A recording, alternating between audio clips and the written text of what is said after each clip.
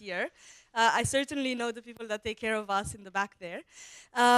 So yeah, welcome again to the School of Data Journalism, organized by European Journalism Center, represented here by my colleague Mirko and myself from Open Knowledge. This is something we've been doing for the past 3 or 4 years. At the International Journalism Festival here in Perugia, we're organizing this track. We're trying to give journalists the skills they need to use data and produce data-driven stories. So we have always a mixture of panels and high-level discussions and more practical workshops. So you're here at the first more practical workshops. I hope you will kind of pull out your computers and work with us as much as possible.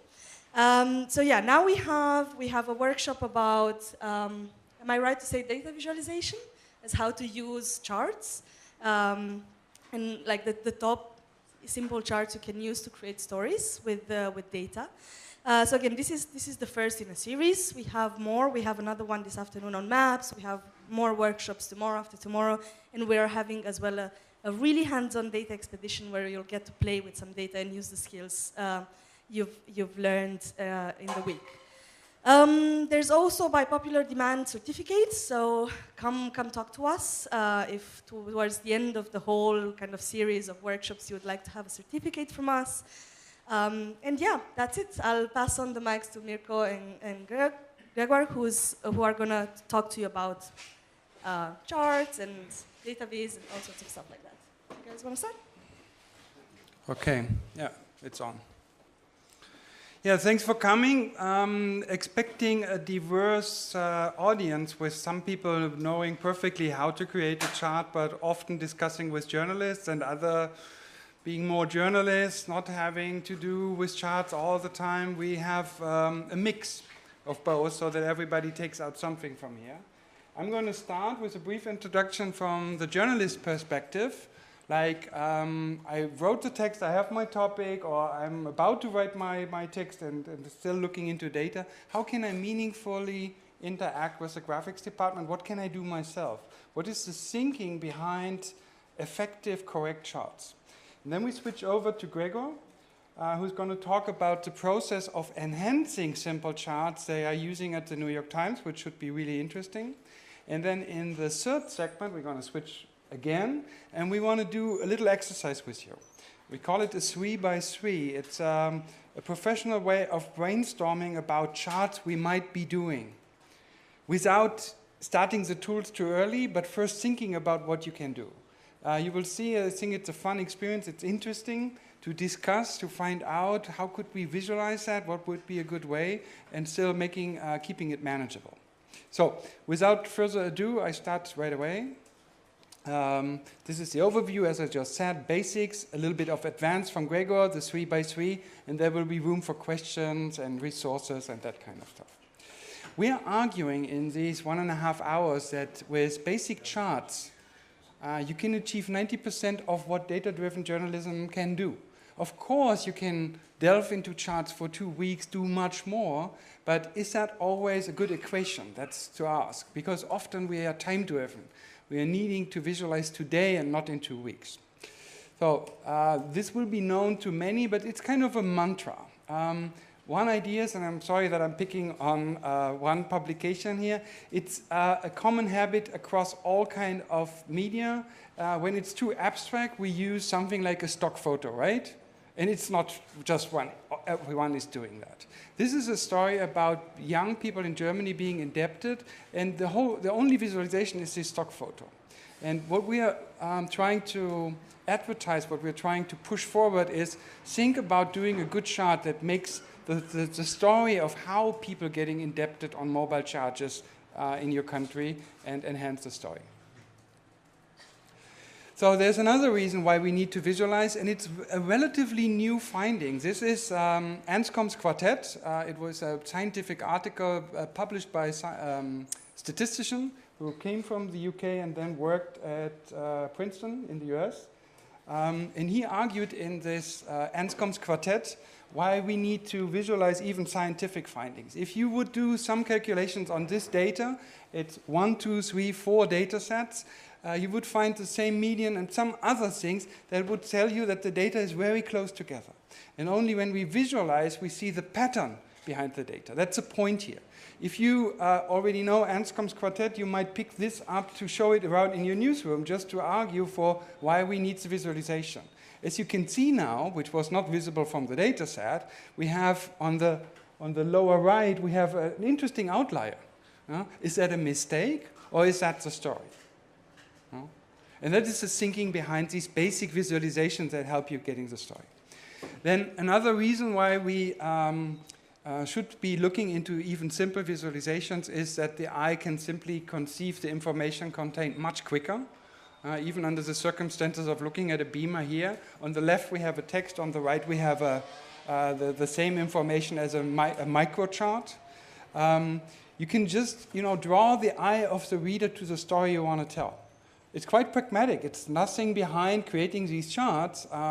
It's just that you think of it in the process of producing your story. Then something that might be perfectly clear to all graphic artists, graphic experts, but not to anyone else. If you take out elements of a chart, it gets better.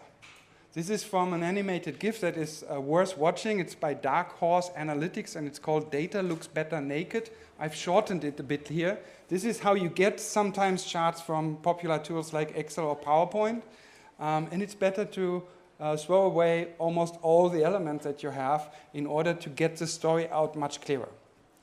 So I go back. All these elements are just dressing up the key story. So what the experts tell you is reduce the number of elements and you will come up with a better chart. Then we're moving on fast. How could I start at all? The main point about, from a journalist perspective, starting a chart is that you show a comparison. If the red dot or the green dot would be standing here alone, you would not be able to tell whether red is big or small or whether green is big or small.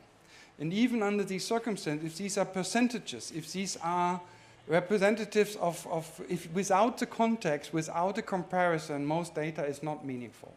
So that is the first task that we are after, being able to compare. It's a quote by Edward Tufte, who wrote the most important books on data visualization.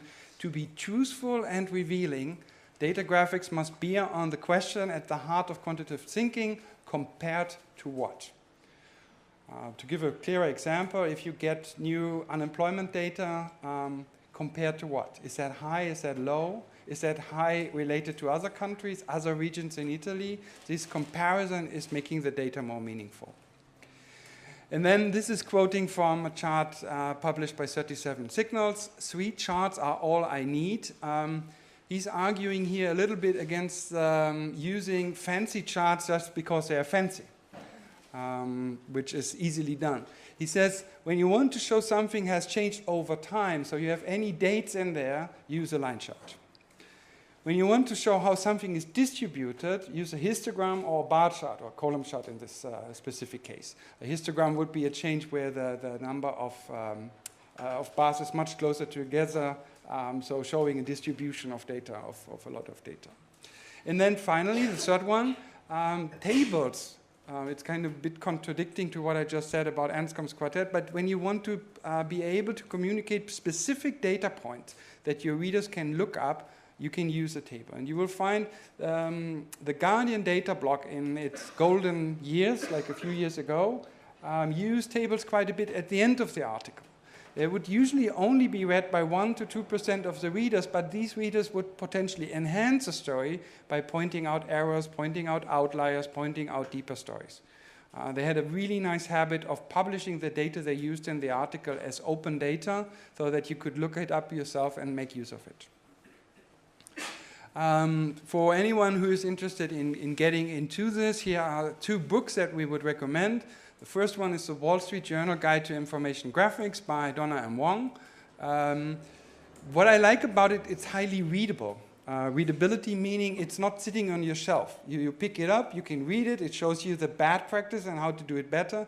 And in like 1 to 3 days, you are much better in seeing mistakes in most common charts. And that is a good skill to have. A bit more complex on the right side is the book by Edward Tufte. It goes much deeper into visualization history. It's not so pragmatic on day-to-day use, but it tells you the background of why certain things have been developed and so on. Then that came out of a discussion between Gregor and me.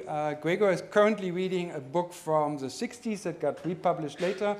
It's kind of the foundational book for data-driven journalism or computer-assisted reporting by Philip Meyer, The New Precision Journalism. And this is just a pointer. The book is available for free in Word chapters. And on this page, you can download the book and you can Google it, Philip Meyer download, The New Precision Journalism. And it's worth reading because it shows you principles of statistics applied to journalism. And it shows to some other extent how far a journalist can get in understanding all these techniques to tell better stories. Then another recommendation, very briefly, in order to create strong charts, you must yourself see a lot of charts. There's no way around it. Maybe you're aware of the 10,000 hour rule to become a real expert. I recently found statistical data on chess players, how long they took to become world-class chess players, and they had another finding on top of the 10,000 hours. They found that the chess players that would simulate the games of other chess makers more would enhance faster.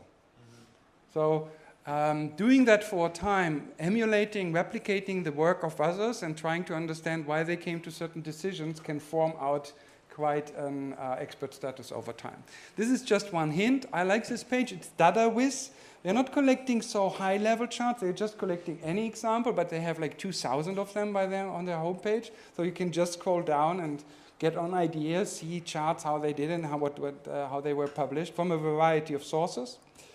Second example that I like a lot, it's a collection of charts only from the New York Times and The Guardian, who are currently arguably leading the field.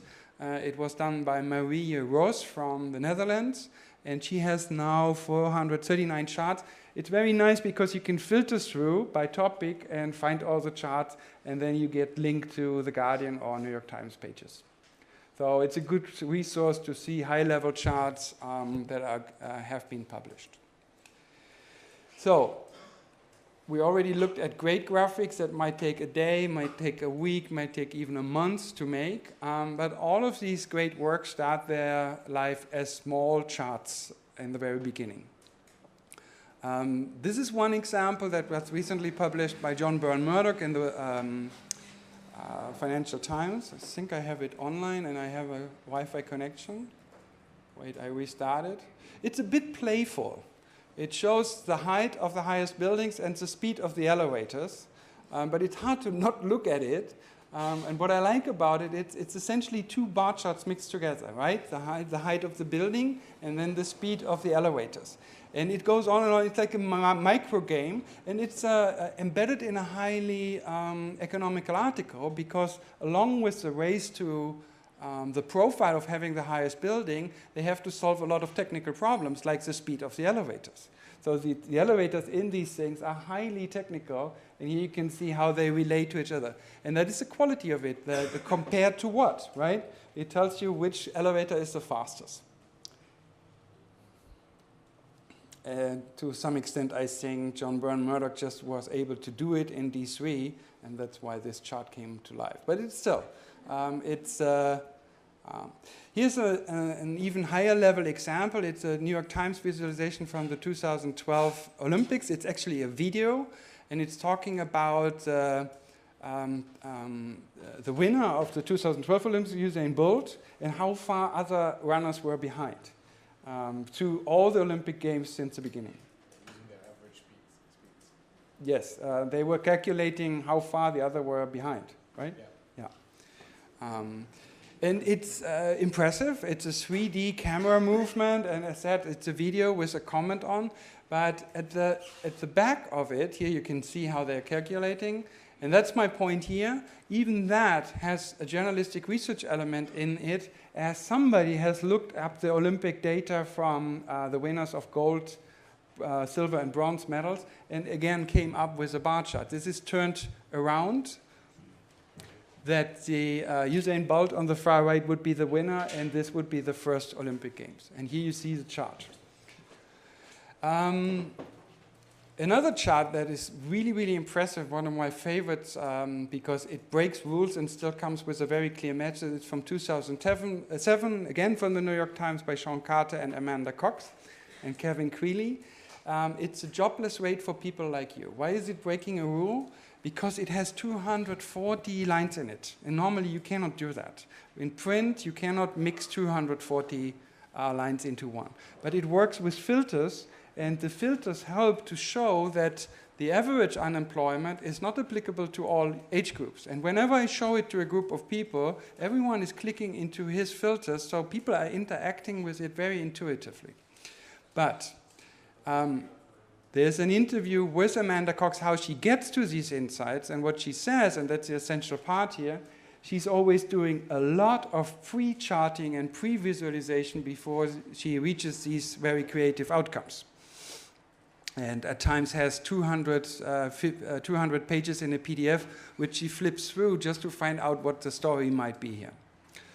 So a brief thing on tools. And I use this camera. It's like an 8,000 euro camera, the EOS 1. It's kind of obvious if you want to be a photographer and buying this camera, this might not be the solution. Over time, yes, when you're an expert photographer and you're at the right place. But at the very beginning, it's much more important that you learn to take pictures, that you learn to be at the right situation, that you get yourself into the right position to take a photo. So the tools won't cut it. Because always when I'm training younger journalists, they say, give me a tool and I'm done. And actually, it's a little bit the other way around. First, you form an idea, and then you use the tool that helps you to do the job done. And Gregor will show how tools can be combined in a minute. So this is just an overview for people wanting to enter the field. This is the Juice Labs chart chooser. And it's quite handy because these are templates for both PowerPoint and Excel. And they have figured out all the nitty-gritty stuff on doing correct charts in Excel, like the legends and all that stuff. You can copy the chart that you see here, put in your own data, and you're done. So it's 2 hours less on working, trying to find out how to visualize it with Excel. So it's a good resource. It works for PowerPoint and for Excel. And it's free. Second thing that is paying in on a larger trend, creating charts in the browser, which is needed in the newsroom because there's just no time. There is no way asking the graphics department first and then wait a day. You know, if you're in online journalism, you get some data, and at best you have it published in a correct way 20 minutes later, or 10 minutes later, or 5 minutes later. The faster, the better. And this is a tool. It's a Quartz chart builder. It's a browser-based tool. It's not storing the data. You just import the data, create a chart, and off you go. And it creates certain charts. That is a tool that we actually have built together, Data Wrapper. It's the same thing. It's a tool to create simple, basic charts very quickly in the browser. It was free for 3 years. Since December, we are charging a certain amount, which is helpful to keep the project running. And it has healthy usage around the world in newsrooms. Could be more developed, but we're looking into it. It's just a hint at some tool. But one step back. If you haven't seen that, have a look at that. It's a really nice project that is currently going on. It's called Dear Data, and it's an exchange of normal postcards that are sent by snail mail between two friends in London and New York, and they do it every week. On the front side, they do the visualization as a handwritten thing. On the back side, they write the concept and how to read the chart. It's very playful, very creative, got a lot of press around the world. Dear Data. That's about the thing that we want to do with you. Like, move you away a little bit from using a tool too fast and let your imagination flow. Yeah? What would be the story you would like to tell? How could it look like? Even in simple charts. This emulating before you start firing up the computer can be very helpful to move you along. Dear Data is the address. So, kind of coming to the final bit of my part, this is like the very, very basic advice to starters. If you ever touched charts and so, you might know that. But I shortened it at the same time. And most of it is from Donna M. Wong, which I have here. I can show it around if you're interested later. what is good about the book is that it tells you how to enhance the chart. See, for example, here, the bars have the double width of the white space, which means the bars are clearly visible. If they are too small, it's harder to read. When there is an estimate, it should have a different color to show that this is an estimate. It's kind of just a glimpse into what you can do about a chart. Then on the lower right, how do I show negative values? If something has grown, has been negative, growth of a company, and is now positive. Then with bar charts, I mean, once you read the book, you would say, oh, that's obvious. For beginners, it's still something, and for Fox in the US, it's still something they don't do. They like to cut bar charts. The difference between these two charts on the left and the right is that the one on the left is not starting at 0. So it's showing a distorted image of the bars. You cannot do that with bars. With lines, there are discussions about how to focus on the area of line that is most important, but the correct one is on the right side, where the y-axis running starting at 0 and going to 100. So this is a simple, quick visualization that one can do with a tool like Data Wrapper. It's a micro interactive comparison about the most favorite professions. And here's just a hint. If you have a lot of text, use a bar chart in the original sense where the bars are going horizontal, because in this chart you can get the text on the left side. Gregor, you said that there's even some argument that humans can read this kind of charts much better than the ones on height, though this is all debatable as well, right? Yeah. Okay. Yeah, you can see by comparison which professions are more favored or not. And what we are arguing for, such an article can give a spine, a visual spine to any text that you write along with it. And if you use several of those, you can actually argue from data, which is stronger than the stock photo that we just got rid of, and then have a back and forth with the data. Again, just an example how much data and how much information can fit in such a chart. There's a median in the middle, but you can see New Zealand is leading. Italy is on the last place for investments. See, but you can read it very quickly, right? So variations of that. This is stack bars. And here the information is what is the revenue Apple is making from iPads, from iPhones, from the iPod. And as you can see, the iPhone has risen in the amount it's making for Apple quite quickly. And that is just a variation. But it's still a quite simple chart. It's still a quite simple table behind it. And you can tell quite a large story. So again, we are still moving with bar charts. This is a big story being told just with charts. It's about the deficit of the US. On the left side, the black bars are what Clinton achieved in the last 2 years of his administration. He actually pulled it off to get the American state finances to positive results. And the gray bars then on the upper side are the projections of the fiscal body saying, yeah, it will go on like that. Then they had a policy change. They had wars, they had investment, they had tax cuts under Bush, and this is the actual deficit on the red one. And that's what Obama has inherited lately. And it kind of, what you can do wrong about it is if you don't have this time frame over 10, 12 years, you can argue that Obama has racked up all the deficit without telling the story. And you see charts like that that are shortening the story in a way. There's one mistake in this chart, which you cannot do like that. Anybody has a hint on that? What is not correct in this chart? I show in a second. What they do here, they have it added with a timeline. Right? Clinton and Bush and Obama. And they have it through the 0 point of the bar charts. So they are kind of lengthening the maximum distance between the bar charts. So it would be better, that's our argument, to put the timeline on top of it. See the difference? So quickly, same thing. It's not everything you need to know about bar charts. There's a bit more, of course, but it's just trying to instill the idea that it's possible to tell quite interesting stories with these basic forms. This is a line chart, and for line charts, it's again important that they have a good ratio and they cover a certain time frame. It's in German, managers of state-owned companies by party orientation. It's from Austria. Like they had changes, like which managers would lead the company based on the party they are. This is just a hint at how creative you can become with line charts. This is the duration of different recessions. One recession from 1929 to 1934, that was in the UK, 1973 to 1978. So you have a problem here. If you would put them on a time frame, it would be a time frame like that, right?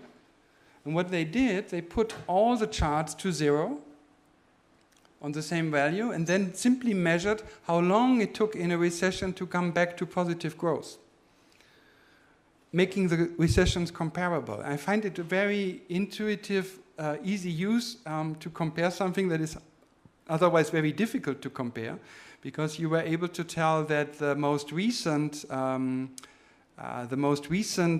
recession, the one from 2008 to 2012, was still going on in 2015. You see the dotted line on the lower? It hasn't moved up to the positive area as well. So I go through that quickly. That is the point about line charts. If you do make them, if you are not choosing the right ratio for the area to look at, you're running into problems. This is the same data. On the left, it's too shallow. And on the right, the whole data got pressed for some purpose, and all of a sudden it looks like an incredible range. It's the same data. So you see what is a peril in using line charts. If you don't, if you compress them too much, you end up with this false impression of a rise on the Dow Jones Industrial Average. Then, again, a small hint. Always when you have more than 3 lines, on the left side we have 4, the chart is bordering on becoming unreadable. It's very difficult to decide which line you should follow. There are 2 ways to solve that. One is shading out all the lines you don't want to show, just show one, or put them side by side as a small multiple. So that's what I did on the lower end. These are the same charts put side by side. As you can see, your eyes are perfectly capable of seeing the charts compared. It's much easier to see that. And this is the application of this principle is called small multiples, that you put data from a variety of sources side by side. This is a chart, data on how Americans spend their day. And what you can take away from it on the lower right, the second one from the right, even if you have no data like sport and recreation, it tells a story. Oh, this is this chart published by the New York Times with the filters. So if you click on the filters, you can go through all these levels of unemployment for certain groups in the population, and the filters allow that. So finally, tables. Tables can always be very, very useful and contain a lot of information if you don't have the time to do a chart, if you want to actually publish the data point. What we find a lot of people are trying to do, they have a table like that, and they try to put it all into one chart. And very often it's much easier to put that into several charts instead of compressing everything into the same message. One thing that tables should be doing is that they are responsive on the web, so that you don't lose the upper legend when you scroll down or you look in a smaller visual display. So that would be switching over, Gregor, to the 3x3. So we switch laptops, right? Or should I start with a demo with my part before we explain? Okay. So we do this your exercise in a bit. First, I will try to set this up.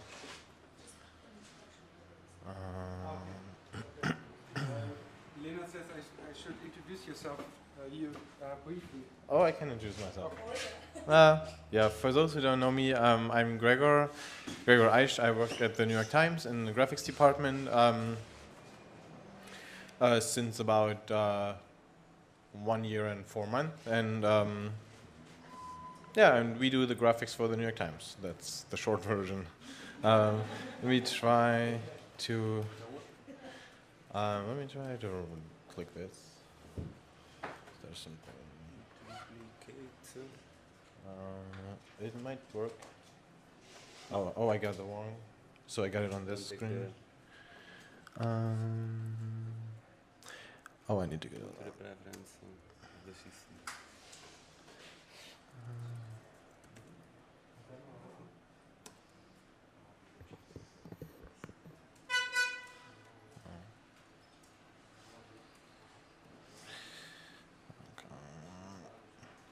So it's another right resolution, right? That's still working.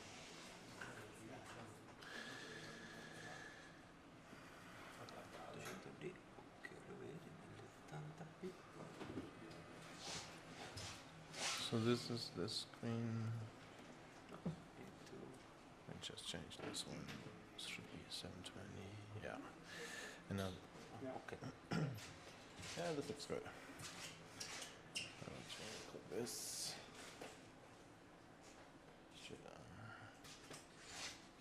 I think I'm good.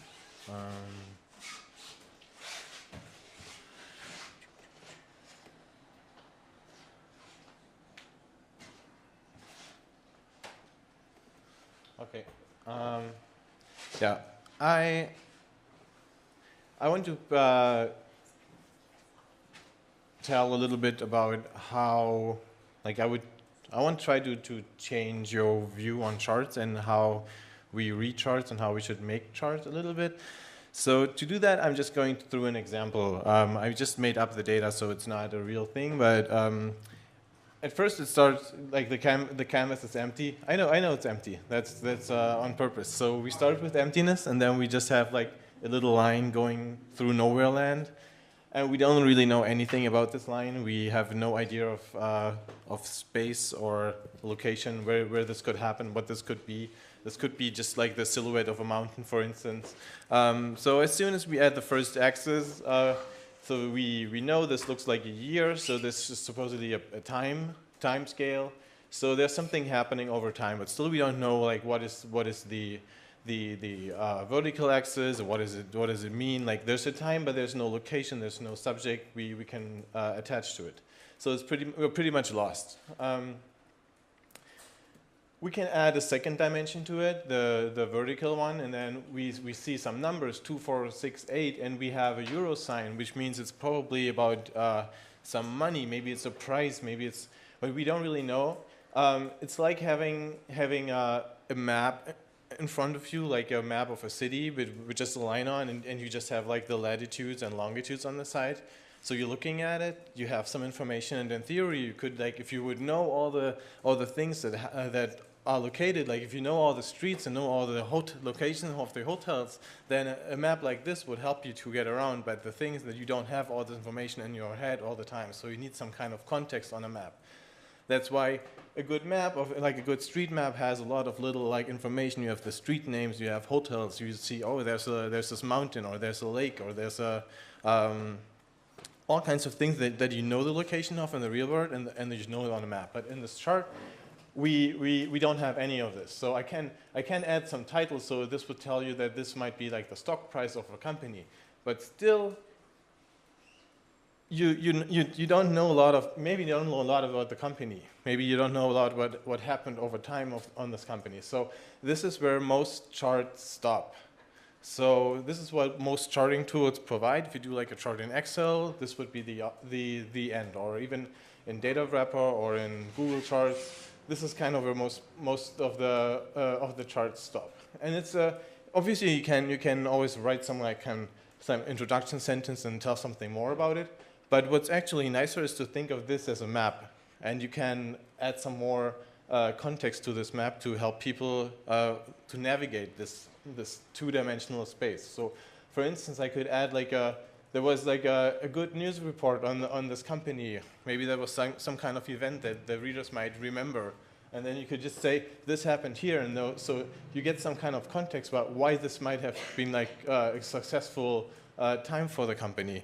And then there was like a shocking news. Something happened in 2005. And so, aha, now I remember this. And now I get some kind of idea where this line goes in this virtual space of time and stock price. And you can finish the story with just like it's like saying what you see, that the price went down almost in a free fall. And this is kind of a nice way to annotate a chart, and it's also a nice way to read the chart. Because we follow, there's like a natural progression from left to right for the time, and we also read from left to right in our culture. So you kind of start reading the story in the chart rather than having it like separate in some separate text. Here's like an example that I just like looked up. This is a chart that we made, like this is 2006. So, but we do those charts all the time. And the thing is not just to plot the prices of home values, or like it's probably like an average price of home values, but to over a long time. It starts in 1890, if you can read it, and it goes to 20. I would say 28 maybe, because you all know what happened next. It like went down sharply. So, but what this chart was adding was adding some context for what happened. So this is World War I, this first line. Then you have the Great Depression, World War II. You have some booms in the in the 70s and 80s, and then the last housing boom. Then we all know how it ended. So this is kind of a nice way to guide a reader. And I just give you a second example. This is now a real data set. I just looked it up yesterday. It's just such a nice weather outside. So I just looked up the temperature in Rome. I didn't find a data set for Perugia. So this is a 5-day moving average of the temperature in Rome. And it starts in April 2014, like 1 year ago, and it goes to like last week or something. And now we again have the time axis. We have some numbers on the vertical axis. We have the degrees Celsius, so we know like the 2D world, but we don't really know how this relates to anything that we attach to, because we never feel the average temperature.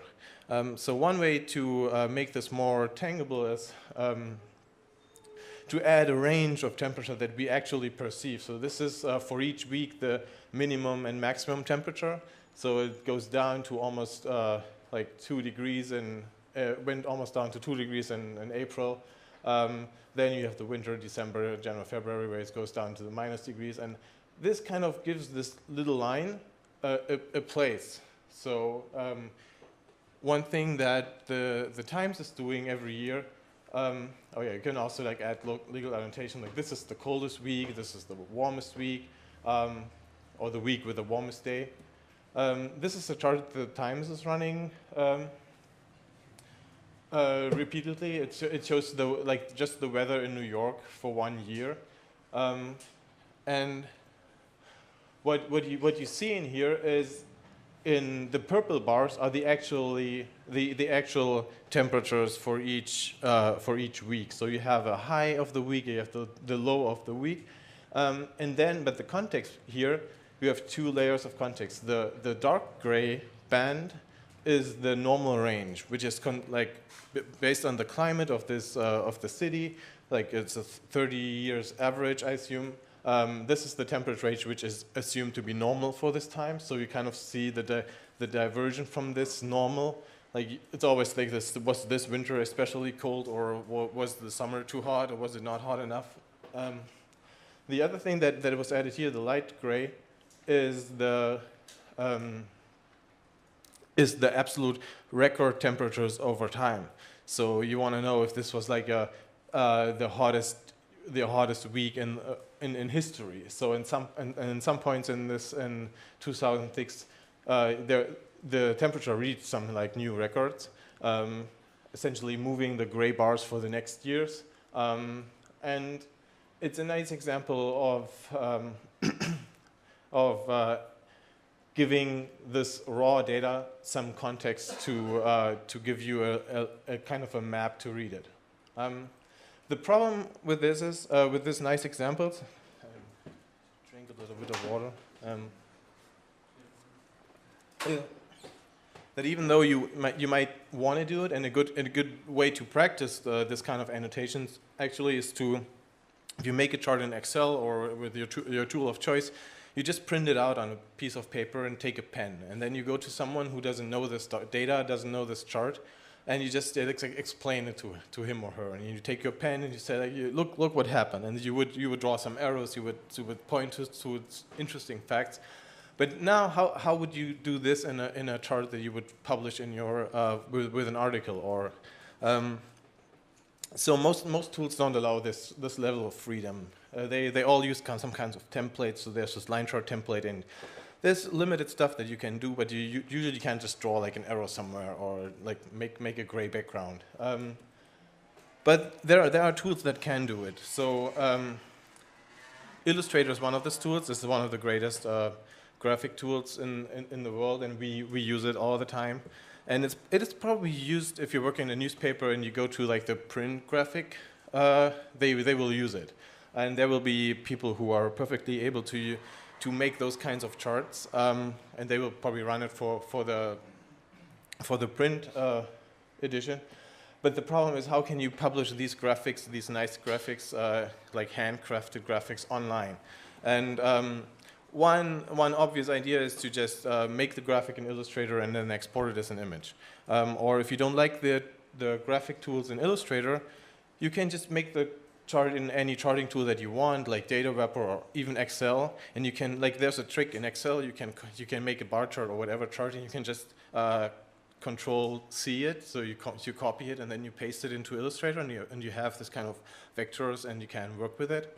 That's much easier than using the Illustrator charting tools, which hadn't been like improved over the last decade.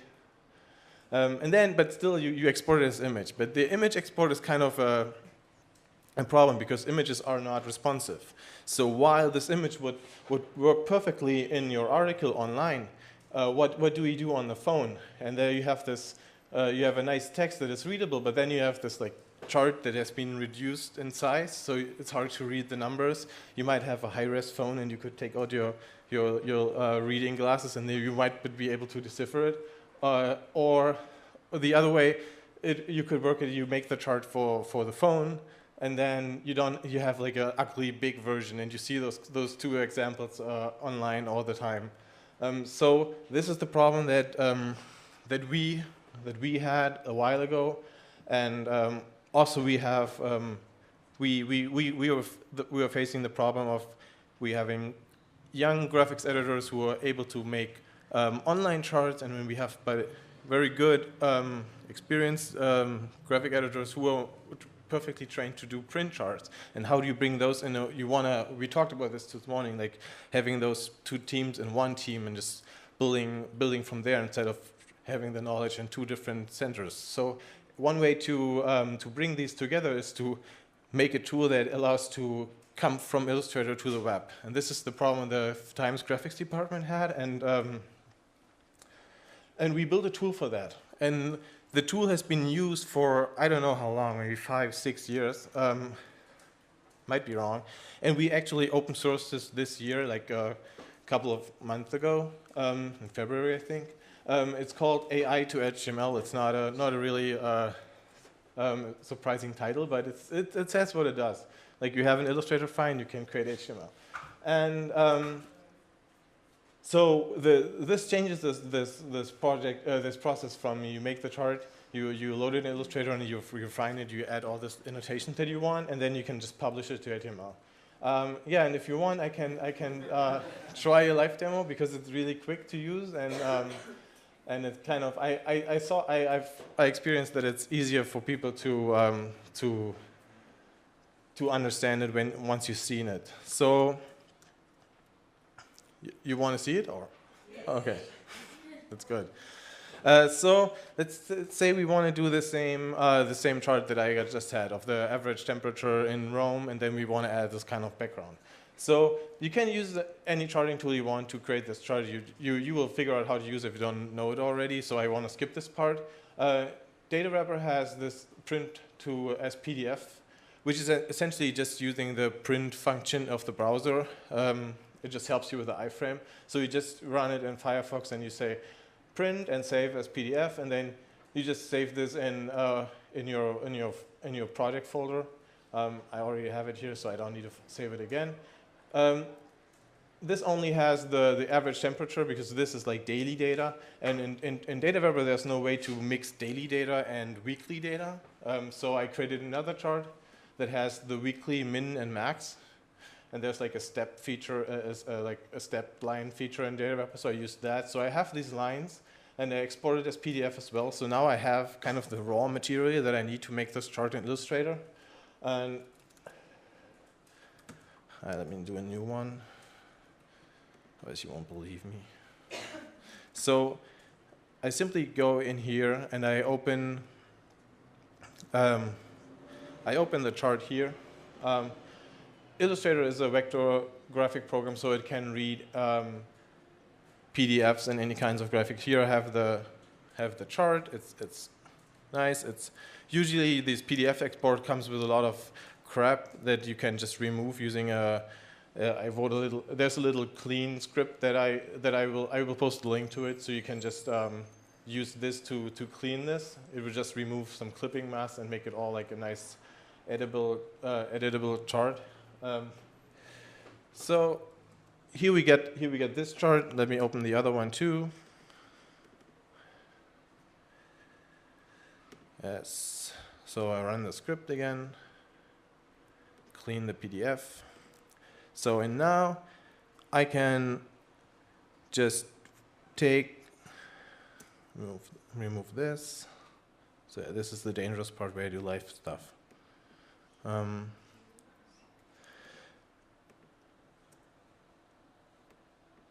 Yeah, as I said, there's like a lot of crap that comes with the chart.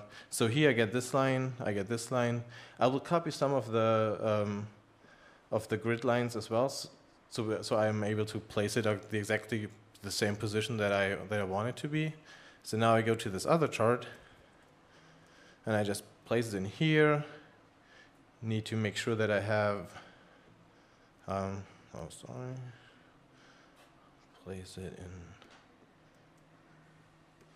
Okay, so I should lock this for a minute. So I group it, unlock it. So now I add this in here, and I will try to make sure that this is exactly the same position. So you see this has been resized a little. So there's always when you work with those charts in Illustrator, there's some kind of you have to be careful not to mess up with the axis. So but that's why I copied the grid, so I have it. I can use this mode to make sure that it's perfectly aligned. So now for this demo it's perfectly aligned. So now I get those two data sets on top of each other. I can get rid of those grid lines that I have. I have them twice in the document. So now I have my lines together. I can just use Illustrator to make this two lines turn these into a shape. It's just a very quick. I just select the points and then tell them to convert it to one shape. I have the shape. Just make it a little transparent. Like this maybe. So I can get rid of all the stuff that I don't need, unlock this and ungroup this, and I just remove some crap that I don't need. And just do it for now. So now I have my chart. I will reduce the size to get just the size that I want. Remove this, I don't need this. So how can I get from here to the web? The tool is called AI2HTML. This is the website where you can download it. And all it really is, it is a JavaScript file that you put in this folder in your Illustrator folder. It works on Windows and on Mac. that you just download the file, put it in the script folder, and then you restart Illustrator, and then you have it in this like script folder. You have the script menu, and there I have AI to HTML. And I can just, no, I need to save this as a new file. So this is my chart. Make it an Illustrator file, and save. And now I run the AI to HTML, and it says, nice work. So what it did is created this folder, AI to HTML output, and all it does is create this image without the text, and then some HTML that has the text on top of it. So I can just open this in the browser, and there you see the chart. The chart is pretty small here, so it's probably because my my document is not. I should make sure that the artboard is in the size that I want. So this says 200 pixels. We probably want to go like 600. Oh no, here 600. So and say 350. So this is the size that I want. Now I just resize the chart. Because it's all vector, I can do it. Run it again. So now I can do even more. I can go in here and do the annotation and say this is the 5-day moving average. Add some line to this line, so we know what this is about. Make this line black. Can also say like this is hottest day. Put this in here. Move this a little over. So this is the kind of stuff that is really fun if you're doing graphics, because you can spend 5 minutes and do it quick if you're on deadline. But you can also try to be creative and do nice work and add like exactly the right arrow that you want. Just rotate it a little bit so you see it. So now I have it here. Put it in there. Look at it here. Looks nice. Just run the script again, and I have the chart. I was talking about the responsiveness. So the way this works in AI to HTML is you just take this artboard and you just create a new version of it. Let's say this is the white version, and then I create a version that is not so white. I say this is 300 pixel, and then I just do the editing in the chart and make it smaller, fit it in here, rescale the text that it's 100%. It's not so, and I can fine tune it, remove some of the years. I think let me just open one that I already made to save this a little bit. So here's one that I.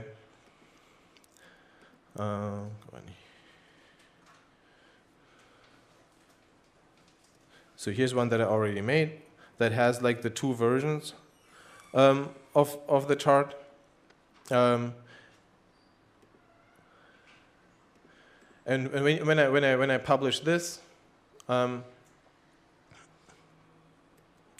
it will create two versions of the chart, and depending on the size of the container that the graphic is in, it will switch to the corresponding version. So let me open this, and it will just change to whatever. So this is how we do most of our graphics. Everything that's not interactive, that we don't like code by hand, we just do in Illustrator. If there's like a plane crash and we need a quick map, it's just like we open a QGIS or we just create a basic map, get some like location on it, load it in Illustrator, do the fine tuning, and then run AI HTML and have a graphic. And this, depending on how your CMS works, you can probably iframe it, or maybe you have an HTML embed object or something. You can get the data, you can get this chart in your CMS, and yeah. So the tool is It's free. It's here. It's a huge thing that this was being open sourced. For a long time, this was considered like the most valuable asset that the graphics department has, like as an advantage for other newsrooms. But yeah, things have changed, and now we are doing good stuff, sharing it with other newsrooms. Here's again the link. You will find a link to the slides. Here's just the script that I made to clean the PDF. Yeah, and that's for the demo. Now, I don't know. How's the time? Oh, we still have good in time. Sure. I wanted to say this. When you have questions, just ask right away, because 90 minutes is too long to remember then to the end. So I use Inkscape as an alternative to Illustrator. Mm-hmm. I don't think I can export in Inkscape as IE files. So is there any script or anything that can help us in Inkscape that is open source version of this? I'm afraid we would have to make this, because this is very much tied to Illustrator. It's using JavaScript, but the JavaScript is running inside Illustrator, so it's using the Illustrator API and it's addressing all the stuff. I'm sure that Inkscape has a scripting thing too, but we haven't made a version for this. Damn proprietary software. Yeah.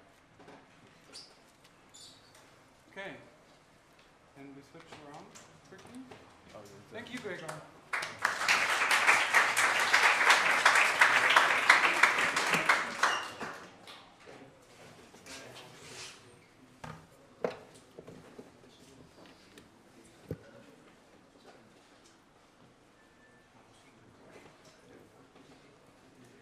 So I don't know about you, but when Gregor showed that to me, I was kind of relieved that, you can see that they have to think about the charts and work on it to get the story out of it. So that's what we do together now in the next 15, 20 minutes in the first stage. This is your task. Try to think of something, try to understand the context, choose an appropriate visual display, which might be, for our purposes, a simple chart, a line chart, a bar chart. Identify and eliminate clutter, which we don't do, we just have an idea. Draw attention where you want your audience to focus. Tell a story. That is by Cole Nussbaumer. It's a website we recommend. And there's 3 principles that you can apply to these ideas. The first one is, we already covered that, comparison. You need to have something like, this has moved, this has changed, and to show by what. The second thing that is a principle that's helping you is proximity. If there is a very severe accident, like a plane, and it's not close to us, we don't care. It's very sad, but it's like that. If there's an accident in India, and it's not affecting Europe or the Europeans, it might be very small news. If it's in Europe, it's big news in Europe. If it's the same in the US, so that's proximity. And once we accept that humans are reacting stronger to stuff that is happening close to us, to our families, you can take that to your advantage. We recently had a discussion with a publication from Pennsylvania. They did simple charts on crime on campus, on the problems of schools, like attacks on schools in Philadelphia, with simple charts. And it was the most clicked story for months, because it had proximity. Yeah, I want to know what kind of crimes can happen to my kids on the school nearby. And then the third level that you can work on is a surprise, that you find an outlier that is telling a story that is not converging with the sentiment, that what people thought of a situation, that it's much different. But that's the hardest to achieve. And it's only achievable if you really are knee-deep in the data. So this is why this method that we're going to introduce to you, the 3x3, is very helpful. You might know from development of websites that website developers do a lot of scribbling before they actually code. It's very important, because coding is expensive. If you went down the wrong path for 2 weeks, something is coded, but it's not what everybody wants, it's expensive. So the scribble thing that you do in advance can help you to look through all the iterations that might be there, and if you throw it away, you're throwing away 5 to 10 minutes of work, but not 2 weeks. And that's why a lot of the preparation stuff is done on paper. So This is from an article in Medium where they describe how they develop apps using the 3x3 method. And now this is a task. Pull out a piece of paper, maybe work with the person side by side with you, and try to come up with an initial idea of a data-driven story. We will give you 10 minutes, then ask like 3 or 4 of the teams to present the idea briefly in like a minute.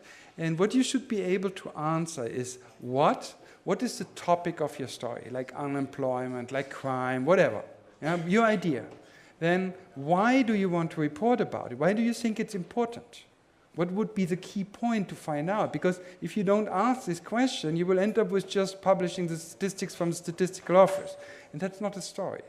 So, and then finally, think of dear data, make something like a scribble. It's enough when you say, I will have 3 line charts, or 1 bar chart, a 1 bar chart and another bar chart, and try to show it by that.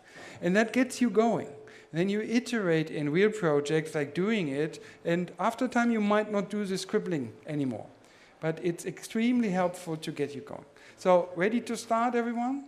Like 10 minutes, is that okay? Okay. You're forming teams. If I can assist with ideas, if anybody has questions, I walk around. Usually I'm good with talking people in or out an idea on these purposes.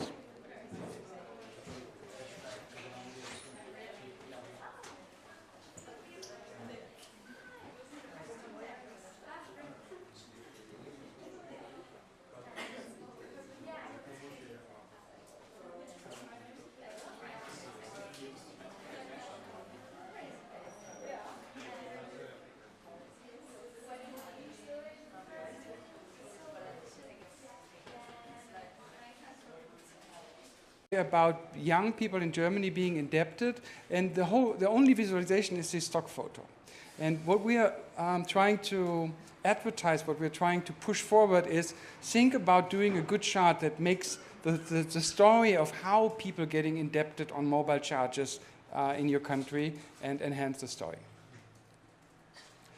So there's another reason why we need to visualize, and it's a relatively new finding. This is Anscombe's quartet. It was a scientific article published by a statistician who came from the UK and then worked at Princeton in the US. And he argued in this Anscombe's quartet why we need to visualize even scientific findings. If you would do some calculations on this data, it's 1, 2, 3, 4 data sets, you would find the same median and some other things that would tell you that the data is very close together. And only when we visualize, we see the pattern behind the data. That's the point here.